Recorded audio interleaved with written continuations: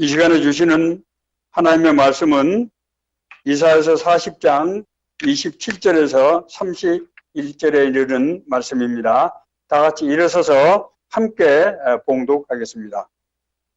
야곱아 어찌하여 내가 말하며 이스라엘아 내가 이르기를 내 길은 여호와께 숨겨졌으며 내 송사는 내 하나님에게서 벗어난다 하느냐.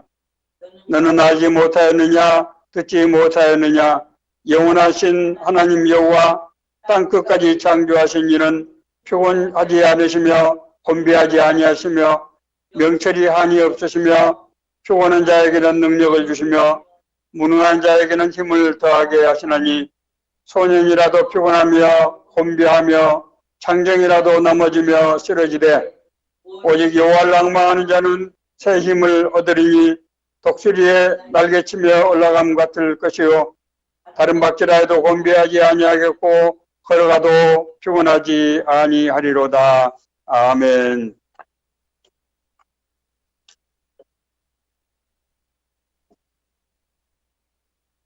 에, 2021년도 10년도 첫 주일 예배를 하나님 앞에 올리게 되었습니다. 금년 한 해 정말 하나님의 은혜가 성도 여러분과 또 여러분의 하시는 모든 일 위에 함께 하시기를 간절히 축원합니다. 오늘 성경 본문의 말씀은 하나님의 징벌을 받아서 바벨론 포로로 끌려간 이스라엘 백성들이 이 정말 고난 가운데서 탄식하는 그런 기도를 배경으로 하고 있습니다. 이스라엘 백성들은 하나님을 떠나서 우상을 숭배하고 율법을 범하는 그런 죄를 지어서 징벌을 받았습니다. BC 586년에 남유다가 바벨론에 침공을 당하면서 북이스라엘 남유다가 멸망하는 그런 정말 도저히 상상할 수 없는 큰 정말 재앙이 이스라엘 민족 위에 임하게 된 것입니다. 그럼에도 불구하고 하나님께서는 저들을 용서하시고 회복시키시는 그런 위로의 말씀을 오늘 선지자를 통해서 이제 이스라엘에게 주고 있는 것입니다. 하나님께서는 너희들에게 새 힘을 주겠다 그렇게 말씀하십니다. 이 새 힘은 지금까지 이스라엘이 자기들이 힘과 방법으로 해왔던 그런 역사와는 전혀 다른 하나님께서 주시는 새로운 힘을 너희들이 받게 될 것이다. 그런 말씀을 하고 있습니다. 이 새로운 힘이라는 말씀 속에는 이스라엘의 회복과 그리고 이제 이스라엘의 상처의 치유 이런 것을 포함해서 이스라엘이 다시 하나님 앞에 바로 서게 되는 이런 역사를 포괄적으로 말씀하고 있는 것입니다. 하나님께서는 이 새로운 힘을 두 가지 관점에서 말씀하고 있습니다. 첫째는 그의 힘은 독수리의 날개치며 올라감 같은 그런 힘이라고 하는 것입니다. 독수리의 날개치고 올라간 하늘을 향해서 비상하는 이것은 영적인 차원의 은혜를 말씀하고 있습니다. 이스라엘이 하나님께 불순종해서 하나님으로부터 정말 단절돼 버린 이 상태에서 하나님께서 하나님의 영을 새로 회복시키겠다 이런 말씀입니다. 두 번째는 너희들이 걸어가도 피곤치 않고 달려가도 곤비치 않게 하겠다. 이스라엘이 이제 나라를 회복하고 또 육신의 삶을 회복해서 정말 떳떳하고 당당하게 살 수 있도록 그렇게 은혜를 베푸시겠다 이렇게 말씀하고 있습니다. 오늘 우리는 2021년도 새해 첫 번째 예배를 드리고 있습니다. 2021년도가 우리가 신앙적으로 영적으로 우리 삶에 어떤 의미가 있는가 하는 것을 이 말씀을 통해서 우리가 함께 생각해 보고자 하는 것입니다. 성경은 새로운 날이라고 하는 관점을 우리와 달리 해석하고 있는 것을 알 수 있습니다. 하나님께서는 택하신 백성 이스라엘을 430년 동안이나 노예로 핍박했던 애굽으로부터 해방을 시켜서 적과 꿀이로는 하나님의 정말 나라 그 가나안 땅으로 인도하겠다고 그렇게 약속을 하셨습니다. 그리고 애굽의 왕 바로에게 내 백성을 내어놓으라 그렇게 명령을 하셨습니다. 그럼에도 불구하고 바로는 여러 차례 하나님께 불순종하는 그런 죄된 태도를 그치지 않았습니다. 그래서 하나님께서는 마지막으로 이제 애굽에 있는 모든 사람과 동물, 살아있는 것에 처음 태어난 것, 초태생을 치는 이런 무서운 징벌을 내리시게 됩니다. 그리고 이 날을 기념해서 6월절이라 하나님께서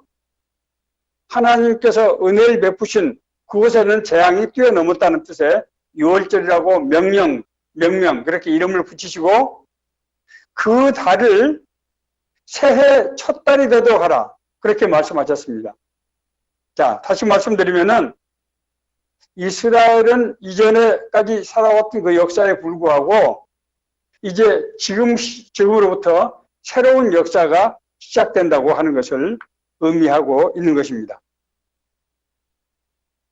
우리가 구원받고 거듭나서 하나님의 자녀가 되면은 우리의 삶은 이전의 삶과 똑같은 동일한 삶처럼 보이지만은 실제적으로는 하나님의 새로운 역사가 시작되는 것입니다. 왜냐하면은 우리는 새로운 존재로 거듭났기 때문입니다. 이전에 우리는 없어지고 이제 우리는 하나님의 형상을 회복하는 새로운 생명으로 탄생한 것입니다. 이걸 우리가 거듭났다 이렇게 표현합니다.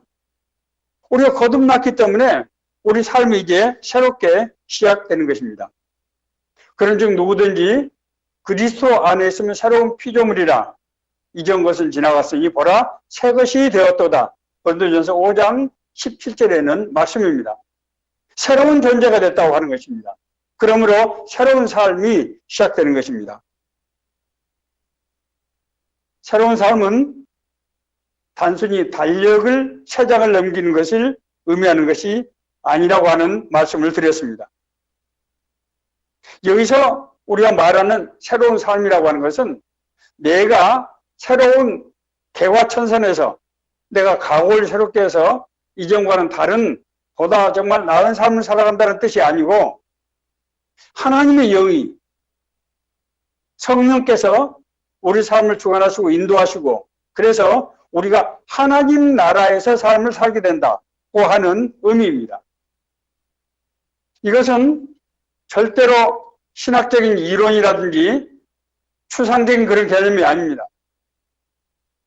이것은 우리 삶에 나타나는 실제고 지난 2000년 동안 이 약속의 말씀 통해서 수도 없이 많은 사람들이 구원받고 실제로 하나님의 생명을 가지고 하나님 나라를 이루는 그런 삶을 살아온 것입니다. 자, 2021년 새해가 밝았습니다. 우리가 구원받고 거듭난 새로운 존재로서 우리가 앞으로 1년 동안 앞으로 새로운 이 삶을 구체적으로 어떤 하나님의 은혜를 통해서 우리가 살아갈 것인가 하는 것을 살펴보기로 하겠습니다. 이스라엘은 하나님의 불순종으로 인해서 징벌을 받고 말할 수 없는 탄식 속에서 고난의 세월 가운데서 탄식하는 삶을 살아왔습니다. 야곱아 어째 내가 말하며 이스라엘아 내가 이르기를 내 길은 여호와께 숨겨졌으며 내 송사는 내 하나님께서 벗어났다 하느냐. 나의 이 고난의 삶, 나의 이 정말 한치 앞을 내다볼 수 없는 불확실한 삶을 하나님께서 과연 알고는 계신 것인가? 하나님께서는 왜 날 이렇게 징벌하시고 나를 용서하지 않으시는가 하는 그런 탄식이 이스라엘 백성들 사이에서 정말 끊이지 않았다고 하는 것입니다. 우리가 구원받고 거듭났다고 하는데, 우리가 하나님의 자녀라고 하는데 실제적으로 뭐가 어떻게 달라진지 잘 모르겠다. 내가 교회는 다니는데 나의 삶에 무슨 근본적인 변화가 있는 것 같지 않다. 이렇게 생각하는 사람들이 적지 않은 것 같습니다. 나는 여전히 구원받았지만은 내 삶의 문제 해결이 안 되고 정말 세상에 시달리고 삶의 어떤 이 무게에 내가 짓눌려 살고 있는 것이 아닌가. 내가 예수 믿고 내가 정신적으로 위로를 받고 했다고 하는 것이 내 현실적인 문제 해결하는데 무슨 소용이 있다는 말인가. 이게 일종의 심리적인 그런 차원의 문제 아닌가. 이렇게 생각을 하는 사람들이 적지 않다고 하는 것입니다. 그러나 오늘 하나님께서는 자신의 택한 이스라엘 백성들이 당하는 고난 가운데서 그들에게 소망을 주시는 말씀을 하시고, 그 소망을 주시는 그 말씀이 실제로 이스라엘 역사 가운데서 회복된 그런 치유의 역사로 나타났다고 하는 것입니다. 너는 알지 못하였느냐? 듣지 못하였느냐? 영원하신 하나님 여호와 땅 끝까지 창조하신 하나님은 피곤한 자에게는 능력을 주시며 무능한 자에게는 힘을 더하게 하시나니, 그렇게 말씀하고 있습니다. 동방의 의인이라고 불리는 욥이라는 사람이 있었습니다. 이 사람은 정말 의인이라고 많은 사람부터 칭송을 받는 사람이고 큰 재산을 가진 그런 부자였으며 많은 자식을 거느리는 정말 남부를 것이 없는 그런 사람이었습니다. 자, 그런데 욥은 이런 하나님의 은혜를 시기하는 사탄의 시험에 빠져서 자기 모든 재산을 일시에 잃게 되고 10명이나 되는 자기 자녀들이 일시에 죽음을 맞게 되고 자기 자신마저도 발끝에서부터 정수리까지 온몸에 종기가 일어나서 기왓장으로 몸을 긁어야 되는 그런 비참한 상황에 빠지게 되었습니다. 욥은 그렇게 탄식하는 기도를 했습니다. 나는 부르짖는 빈민과 도와줄 자가 없는 고아를 건졌으며 내가 의를 옷으로 삼아 입었고 나의 정의는 겉옷과 모자 같았다. 그런데 왜 하나님께서는 날 이렇게 모질게 다루시는가? 라고 하나님 앞에서 반문합니다. 그때 하나님께서 폭풍우 가운데서 욥에게 말씀하여 이르시되 내가 땅에 기초를 놓을 때 너는 어디 있었느냐? 투집 잡는 자가 전능자와 다투겠느냐? 하나님을 탓하는 자는 대답할지니라. 하나님께서 폭풍 가운데서 욥에게 나타나서 그렇게 말씀하셨습니다. 나는 천지 만물 창조한 하나님이다. 나는 너를 구원한 구원자이신 하나님이다. 내가 인생의 피곤으로 찌들어 있는 너에게 내 힘과 방법으로 세상을 헤쳐나가려고 하는 몸부림치는 너에게 내가 힘을 주지 못하겠느냐? 라고 하나님께서 말씀하시는 것입니다. 예수님께서는 공생의 사역을 시작하시면서 그들의 회당에서 가르치시며 복음을 전파하시며 백성 중에 모든 병과 모든 약한 것을 고치시니 그의 소문이 온 수레에 퍼진지라. 사람들이 모든 앓는 자 곧 각종 병에 걸려서 고통당하는 자, 귀신 들린 자, 간질하는 자, 중풍병자들 데려오니 그들을 고치시더라. 예수님께서 공생의 사역을 시작할 때 맨 처음에 하시는 일은 귀신 들린 사람들 귀신을 쫓아주고, 병 들린 사람의 병을 고쳐주고, 상처받고 소외당한 사람들과 함께 지내는 그리고 심지어 죽은 사람을 살리는 그런 이적들을 베푸셨습니다. 예수님께서 행하신 이적은 은혜 받은 사람의 삶의 문제를 해결해주는 정말 큰 은혜였지요. 그러나 예수님께서 행하신 이 이적에는 또 다른 더 깊은 그런 뜻이 있다고 하는 것입니다. 이것은 하나님의 능력을 나타내는 것이며 하나님의 역사를 나타내는 것이며 하나님의 나라가 은혜 받은 자에게 임했다고 하는 것을 드러내는 그런 증거로서 이런 이적을 행하셨다고 하는 것입니다. 이런 이적을 통해서 죄 가운데서 빠져서 고난 중에 살 수밖에 없는 우리 인생을 치유하시고 회복시켜서 하나님의 자녀로 세우신다고 하는 그런 메시지라고 하는 것입니다. 구원받은 우리는 이제 실제로 이 땅에 임하는 하나님의 나라를, 삶을 우리가 눈으로 보게 될 뿐만 아니라 그 하나님의 나라가 나에게 임했다고 하는 것을 체험하고 그리고 실제로 그 하나님 나라를 누리는 그런 삶을 살게 된다고 하는 것입니다. 지금부터 2500년 전에 이스라엘에 임했던 이 이사야 선지자 이 예언을 통해서 이루어진 하나님 주시는 힘과 능력이 어떻게 나타났는가 하는 것이 구체적으로 이 언약의 말씀이 우리에게 어떤 은혜를 주시게 되는 것인가 하는 것을 이제 생각해 보고자 합니다. 하나님께서는 그렇게 말씀하셨습니다. 오직 여호와를 앙망하는 자는 새 힘을 얻으리니. 여호와를 앙망한다. 하나님을 앙망한다고 하는 것은 하나님을 사모하고 그 은혜를 간절히 소망한다는 뜻입니다. 심령이 가난한 자는 복이 있나니 천국의 그들의 것이며. 하나님의 나라는 누구의 나라라고요? 심령이 가난한 자. 심령이 가난하다고 하는 것은 하나님의 은혜를 사모하는, 하나님의 은혜를 간절히 기다리는 그런 마음을 말합니다. 하나님의 은혜를 사모하고 기다리는 자에게 하나님 나라가 임하고 하나님의 은혜가 임한다고 하는 것입니다. 하나님을 앙망한다고 하는 것은 하나님의 실제를 믿는 것입니다. 살아서 역사하시는 하나님으로서의 하나님을 믿는다고 하는 것입니다.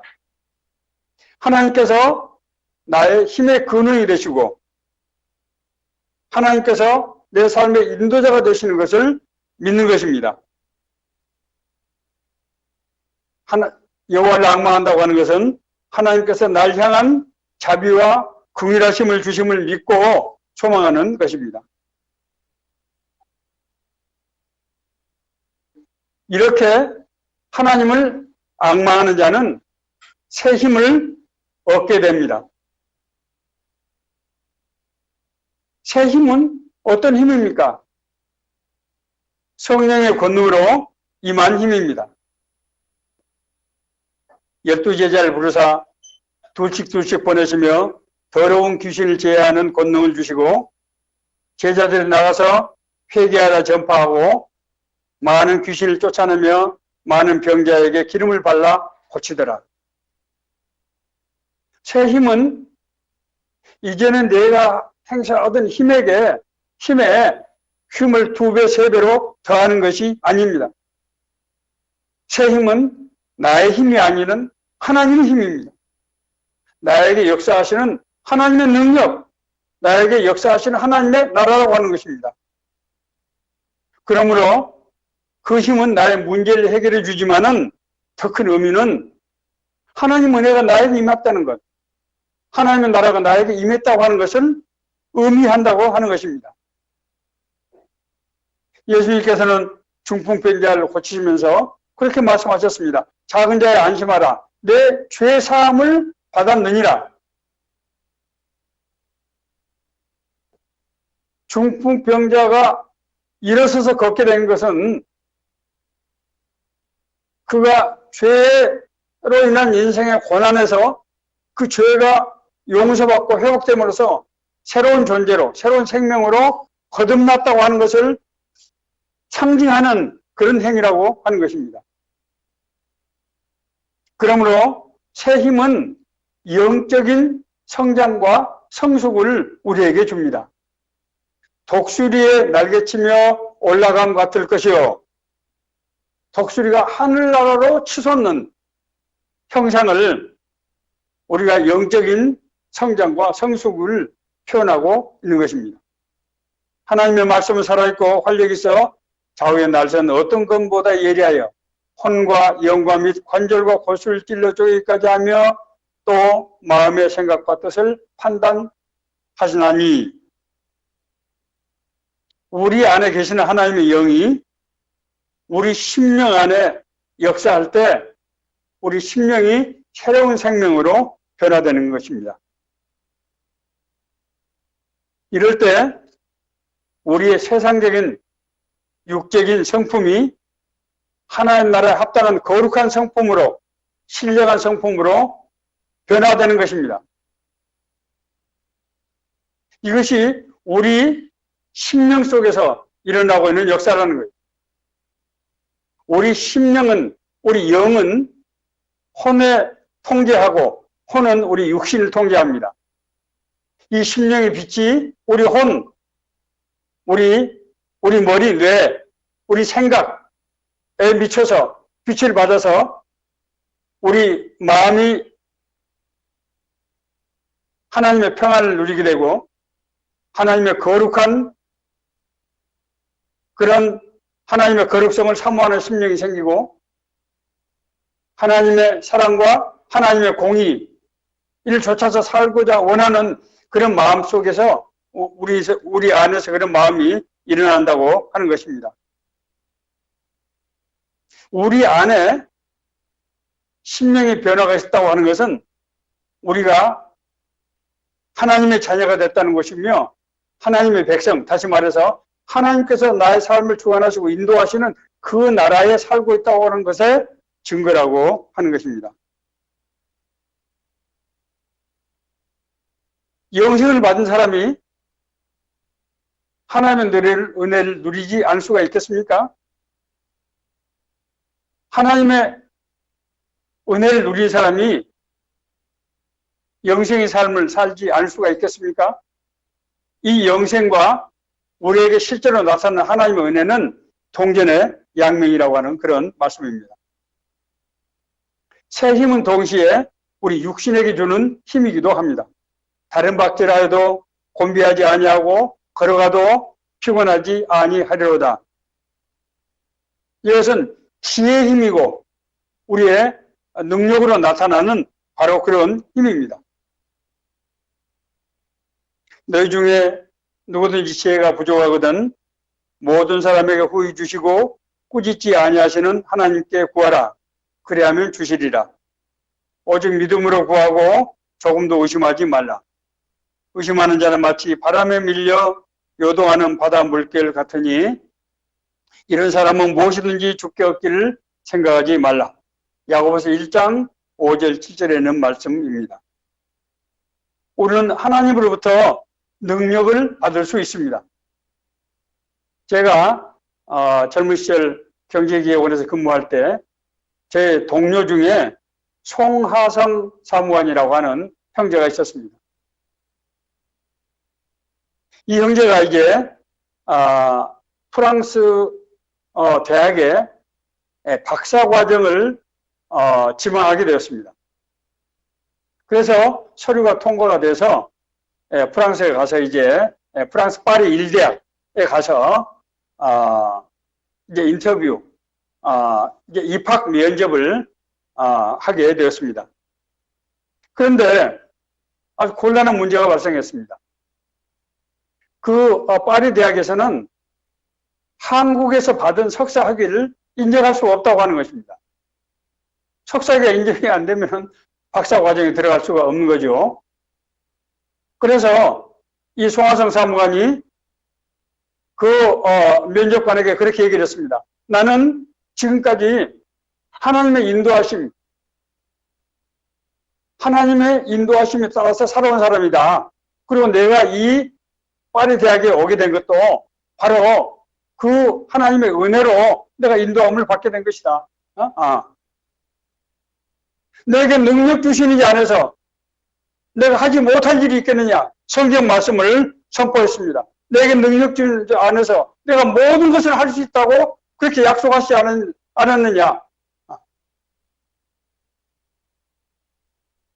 이 말씀을 그 사람들이 어떻게 들었던지 그 면접관이 한참 생각하더니 오케이! 당신 그런 믿음을 가진 사람이라고 하면은 내 대학에서 받아주겠다. 이렇게 했다는 거예요. 송하성 사무관은 그때 파리 대학에 들어가서 경제학 박사 과정을 프랑스는 국가학 박사는 정말 어렵습니다. 보통 국가학 박사를 받는데 그게 프랑스 박사학위는 유니버시티 이 대학에서 주는 박사학위가 있고 그리고 국가에서 주는 박사학위가 있습니다. 보통 국가학 박사를 따는 데는 한 6, 7년 정도가 외국인들이 소요되는 것이 보통인데 우리 송하성 사무관은 5년이 되지 못해서 거기서 프랑스 국가학 박사, 경제학 박사 학위를 취득해서 돌아왔습니다. 내게 능력 주시는 자에서 내가 모든 것을 할 수 있느니라. 이 능력은 우리의 능력이 아니고 하나님의 능력입니다. 우리가 얻기 원한다고 해서 얻을 수 있는 그런 능력이 아니에요. 하나님께서 우리의 형편과 처지를 아시는 하나님께서 우리가 정말 고난 가운데서 탄식하는 그 탄식을 들으시고 그 정말 절체절명의 순간에 하나님께서 은혜를 베풀어 주시는 그런 은혜입니다. 이것은 하나님께서 우리를 잊지 않으시고 하나님께서 하나님의 자녀인 우리가 세상에서 부끄럼 당하지 않고 정말 떳떳하고 당당하게 그렇게 살기를 원하는 부모의 심정, 아버지의 심정으로 주시는 그런 은혜라고 하는 것입니다. 너희 중에 싸움이 어디로부터 다툼이 어디로부터 나느냐? 너희 지체 중에서 싸우는 정욕으로부터 나는 것이 아니냐? 너희는 욕심을 내어도 얻지 못하며 살인하며 시기하여도 능히 취하지 못함으로 다투고 싸우는도다. 너희가 얻지 못하면 구하지 아니하기 때문이요 구하여도 받지 못하면 정욕으로 쓰려고 잘못 구하기 때문이다. 하나님께서는 우리에게 고난 가운데서 탄식하는 우리에게 내가 새로운 힘을 주겠다. 그렇게 약속을 하셨습니다. 이 새로운 힘은 우리 삶의 문제를 해결할 뿐만 아니라 우리가 영적으로 성장, 성숙해서 우리 삶 속에서 바로 하나님의 나라가 이루어지는 그런 상상할 수 없는 은혜를 누리게 하기 위한 것이라고 한 것입니다. 말씀을 이제 정리하고자 합니다. 우리가 새해를 맞이하면서 우리가 지난 해를 잠깐 돌이켜보고 앞으로 우리가 하나님 주시는 이 정말 약속의 말씀, 이 약속의 말씀을 어떻게 우리 삶 가운데서 정말 임하게 될 것인가 하는 그런 꿈과 소망을 가질 수 있게 되시기를 간절히 바랍니다. 지난 한 해는 우리 모두가 다 정말 말할 수 없는 그런 어려운 가운데서 지냈던 정말 다시는 기억하고 싶지 않은 그런 한 해였습니다. 저는 우리가 지난해 겪었던 이 어려움을 세 가지 관점에서 이제 생각을 합니다. 첫째는 코로나19지요. 전염병. 정말 전자현미경으로 보아야 정말만 볼 수 있는 이 정말 작은 바이러스가 온 인류를 지금 완전히 이 불안과 공포 속에 지금 짓눌리는 그런 엄청난 그런 힘을 발휘하고 있습니다.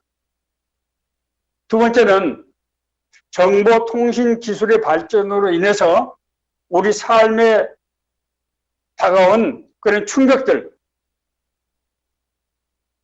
세 번째는 우리 대한민국 사회가 지난 50년 동안 성장 발전해 오면서 이제 정말 형성된 그런 제도적인 틀들, 그런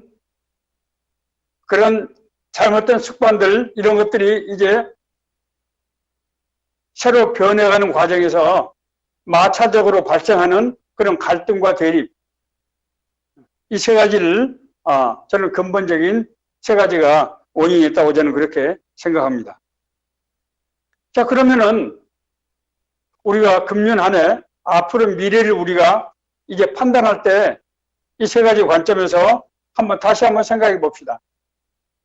뭐 아마 지금 백신이 이미 개발이 돼서 지금 이제 투약을 하고 있기 때문에 뭐 올해 상반기가 지나면은 이 코로나 상황이 정리가 될 수 있을 것이다. 이렇게 아마 보는 것 같습니다. 저도 그렇게 생각합니다. 여러분, 그러나 코로나19가 없어지면은 우리의 질병의 문제가 해결될까요? 오늘날 우리 인류의 암이 정말 기승을 부리고 있습니다. 어디 암뿐입니까? 학자들의 말에 의하면은 대한민국 국민 중에 10명 중 1명은 마음의 질병으로 인해서 치료를 받아야 되는 그런 상태에 있는 사람들이다. 이렇게 얘기하는 글을 본 적도 있습니다. 오늘날 우리가 사는 이 문명, 이 구조가 우리 마음의 상처, 말할 수 없는 삶의 고통을 이야기하고 있다고 하는 그런 말씀입니다.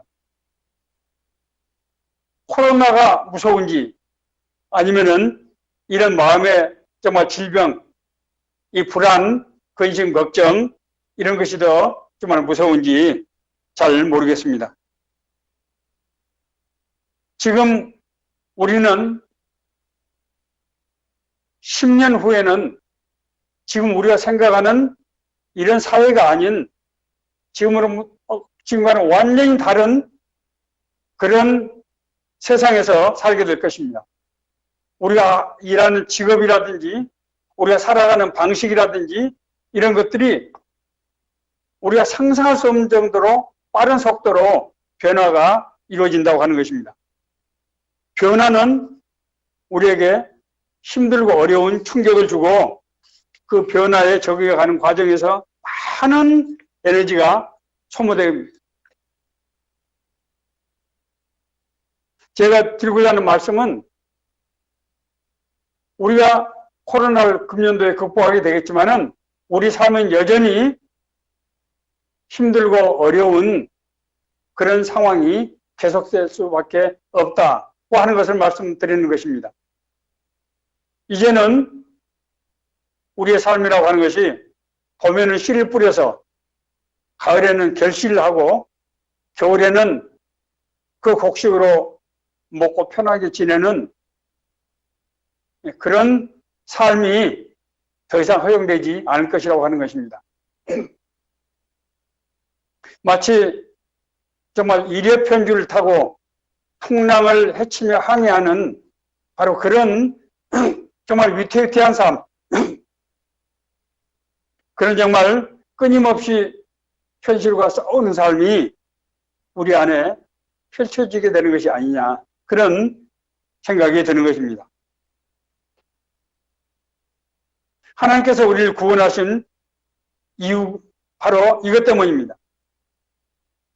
우리 에덴 동산에서 쫓겨나면서 우리 삶이 정말 풍랑을 헤쳐나가는 그런 정말 고난의 삶, 위태로운 삶을 살 수밖에 없는 우리에게 하나님은 찾아오셔서